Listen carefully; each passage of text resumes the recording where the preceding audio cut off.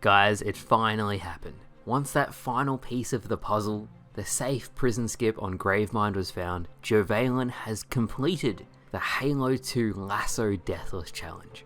Now, a lot of people know just how hard this challenge is, but it is even beyond that.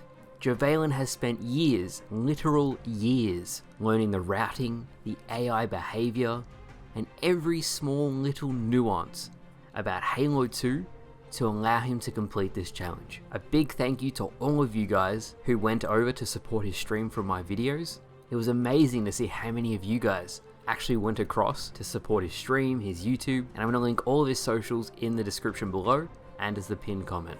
The Halo community is so incredibly talented, and in today's video, I wanted to point out some things about the run that some people may have missed to really illustrate just how hard this is. Jervalin honestly makes it look easy, but from everyone who tried the challenge, 99% couldn't get past the first room of Cr1 Station, maybe 1% made it through Cr1, and only a handful of people made it to other missions.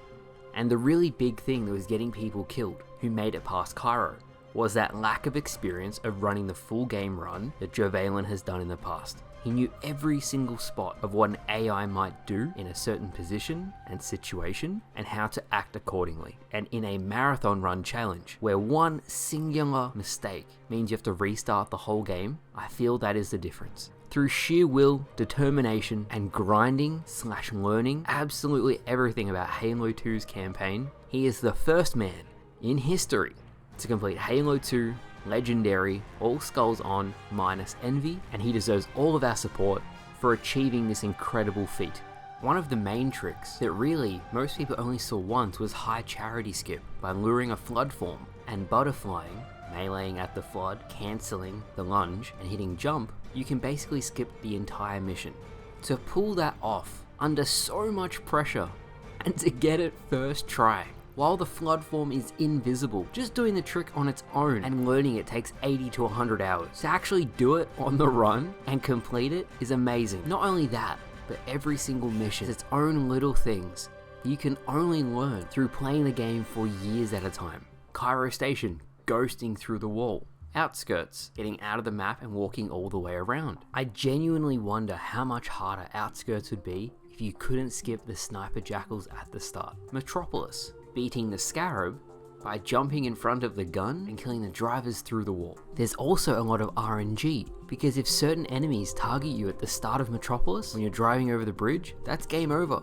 Arbiter, knowing where to stand to lure the enemies and knowing that the heretic elites cannot do melee damage and using that to your advantage. Oracle, this is different on the Master Chief Collection, where you get invincibility in the final boss fight against the heretic leader by using the geometry in your favor so you don't take damage and the AI can't see you, is such a useful strategy.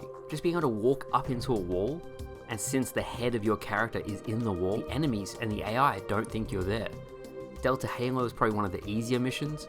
Regret, the starting strategy with all the Jackal snipers and the Ultra Elites learning where to go on the Regret boss fight by blocking all of the enemies so that he can actually kill Regret. Sacred Icon, the sword fly to skip the first outdoor section and then where to stand out of the map.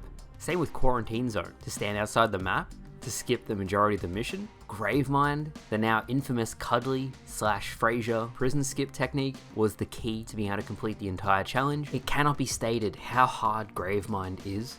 Even aside from this skip, you might even start the mission and just die from the brutes killing you before you can hide. It is absolute hell. Uprising is by far the easiest mission. You basically just grenade jump out of the mission and run straight to the end.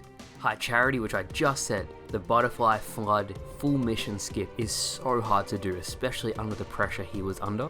And finally, the Great Journey. He could have gotten absolutely screwed on the last mission. The game could have soft locked, his Banshee might have got blown up, but mostly everything went according to plan.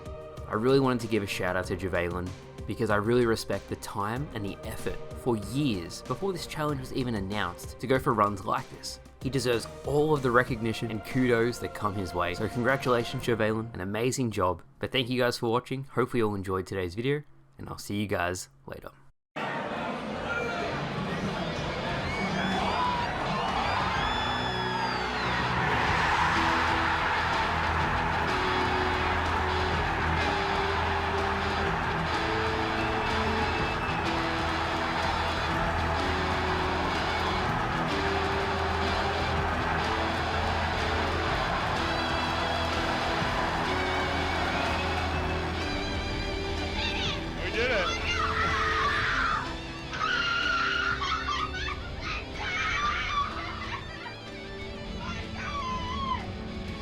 go.